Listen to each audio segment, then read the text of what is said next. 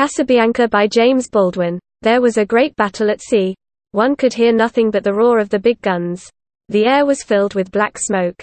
The water was strewn with broken masts and pieces of timber which the cannon balls had knocked from the ships.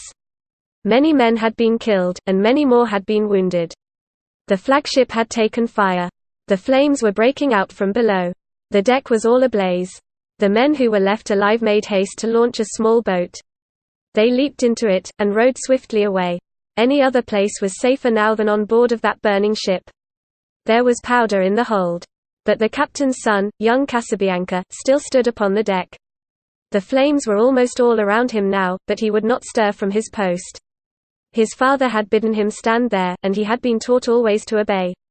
He trusted in his father's word, and believed that when the right time came he would tell him to go. He saw the men leap into the boat. He heard them call to him to come. He shook his head. "When father bids me, I will go," he said. And now the flames were leaping up the masts. The sails were all ablaze.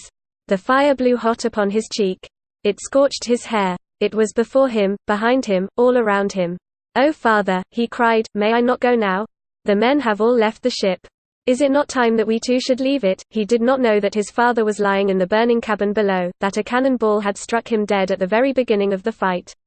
He listened to hear his answer. "Speak louder, father," he cried.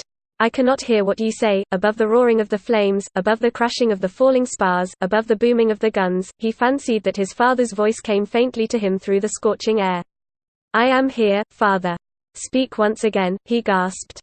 "But what is that?" A great flash of light fills the air, clouds of smoke shoot quickly upward to the sky, and boom! Oh, what a terrific sound! Louder than thunder, louder than the roar of all the guns. The air quivers, the sea itself trembles, the sky is black. The blazing ship is seen no more. There was powder in the hold. A long time ago a lady, whose name was Mrs. Hemans, wrote a poem about this brave boy Casabianca. It is not a very well-written poem, and yet everybody has read it, and thousands of people have learned it by heart. I doubt not but that someday you too will read it. It begins in this way.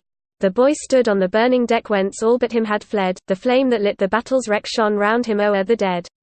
Yet beautiful and bright he stood, as born to rule the storm, a creature of heroic blood, a proud though childlike form.